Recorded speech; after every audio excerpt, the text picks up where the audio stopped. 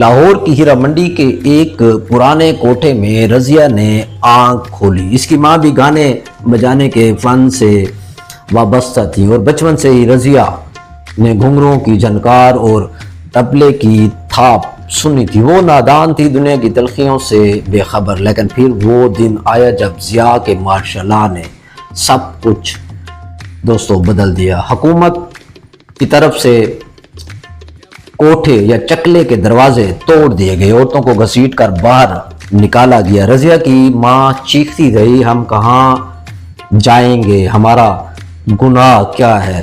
چکلا cell ہو چکا تھا۔ رضیہ اور اس کی ماں کے پاس نہ چھت تھی نہ روزگار۔ محلے والے بھی انہیں تانے دینے لگے کہ یہ کوٹھے والیاں ہیں، انہیں اپنے پاس مت بیٹھنے دو۔ رضیہ اب ایک پوش علاقے کے بنگلے میں دوبارہ زندہ ہو گئے۔ یوں ہیرا منڈی ایک جگہ سے نکل کر پورے سماج میں پھیل گئی۔ ہیرا منڈی یا چکلے کا پس منظر کیا ہے؟ کیا یہ محض جسم فروشی کا اڈا رہا ہے یا حقیقت میں کچھ اور بھی ہے؟ آج ہم ہیرا منڈی سے موجودہ دور کے نئے چکلے تک یعنی ڈارک ویب تک کی دنیا کی حقیقت کو سمجھنے کی کوشش کرتے ہیں۔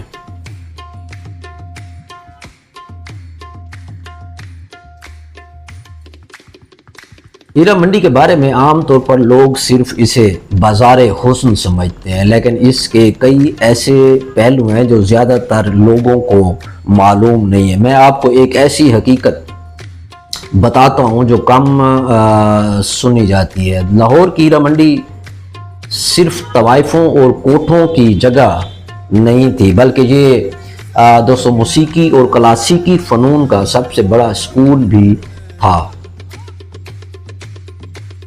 بڑے بڑے موسیقار، قوال اور گویے اپنی تربیت وہیں سے حاصل کرتے تھے۔ یہ بات عام لوگ شاید نہ جانتے ہوں کہ استاد بڑے غلام علی خان، استاد فتح علی خان جیسے کلاسیکی موسیقاروں نے اپنی موسیقی کی تربیت انہی محفلوں کے ماحول سے اخذ کی۔ بلکہ ایک وقت ایسا بھی آیا جب خود امراء اور نواب اپنے بچوں کو طوائفوں کے پاس بھیجتے تھے تاکہ وہ انہیں آداب گفتگو، تہذیب اور محفل میں بیٹھنے کے طور طریقے سکھا سکے۔ یہاں تک کہا جاتا ہے کہ کئی ججز، وکیل اور سیاستدانوں کی ابتدائی سوشل گرومنگ انہی گھروں میں ہوئی۔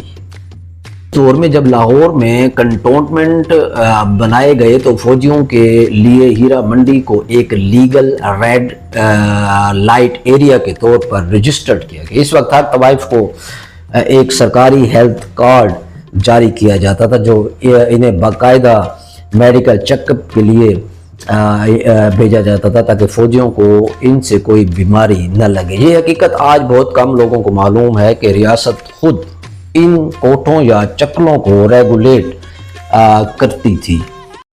ہیرا منڈی کا نام اکثر لوگ سمجھتے ہیں کہ ہیرا یعنی ڈائمنڈ سے نکلا ہے، لیکن حقیقت یہ بھی ہے کہ یہ دراصل ہیرا سنگھ نامی جو مہاراجہ سنگھ کا ایک درباری تھا کے نام پر پڑا، کیونکہ اس کے زمانے میں یہ علاقہ زیادہ مشہور ہوا تھا۔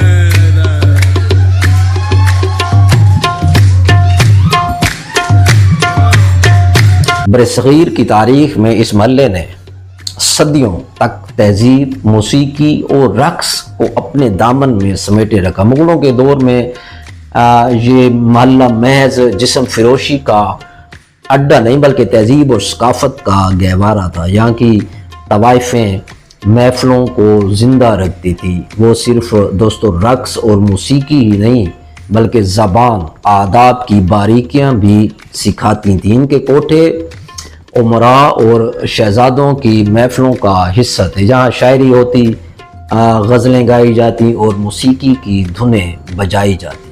پھر وقت نے پلٹا کھایا۔ سکھوں کے دور میں یہ محلہ طاقتور سرداروں اور مہاراجہ رنجیت سنگھ کی محفلوں کی زینت بن گیا۔ رنجیت سنگھ خود بھی ایک ان محفلوں کا دل دادا تھا۔ بعد میں جب انگریز آئے تو انہوں نے اسے باضابطہ ریڈ لائٹ ایریا قرار دیا۔ یورپی افسر اور آتے اور اس محلے میں اور یہ محلہ ان کی وجہ سے بدنام ہوتا گیا۔ تقسیم کے بعد پاکستان اور ہندوستان دونوں میں یہ بازار اپنی جگہ پر موجود رہا۔ لکھنؤ، دہلی اور کلکتہ کے بازار حسن اپنی پہچان رکھتے تھے، جبکہ لاہور کی ہیرا منڈی اب بھی مرکزی حیثیت رکھتی تھی۔ وقت گزرنے کے ساتھ وہ طوائف جو کبھی تہذیب کی استاد سمجھی جاتی تھی محض جسم فروشی کی علامت بنا دی گئی۔ پھر سن 1977 آیا، جنرل محمد ضیاء الحق کے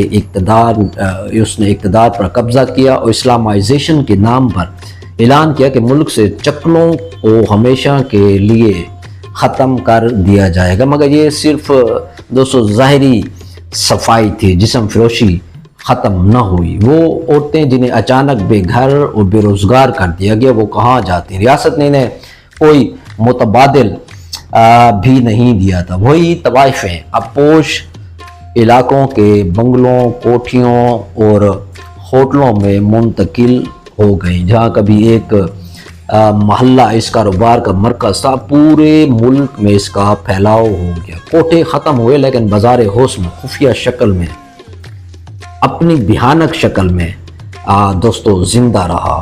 پھر وقت نے ایک اور کروٹ لی، موبائل فون، جدید ٹیکنالوجی کا دور آیا۔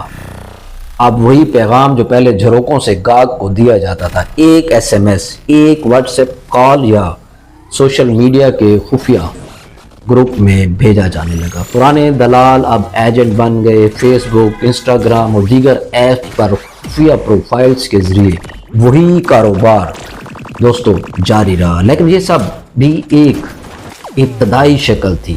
جب ڈارک ویب کا اندھیرا پھیلا تو جسم فروشی کا کاروبار ایک نئی اور خوفناک شکل اختیار کر گیا۔ خفیہ ویب سائٹس اور انکرپٹڈ ایپس پر نہ صرف جسم فروشی بلکہ عورتوں اور بچوں کی سمگلنگ تک کے بازار لگنے لگے۔ اب یہ کاروبار پہلے سے زیادہ غیر مرئی، زیادہ پھیلاؤ والا اور زیادہ خطرناک ہو گیا۔ یوں ایک کہانی جو کبھی دوستو بر صغیر کی تہذیب کے فنون کے مراکز سے شروع ہوئی تھی، آج ٹیکنالوجی کے پردے میں ایک بھیانک اور خفیہ کاروبار بن چکی ہے۔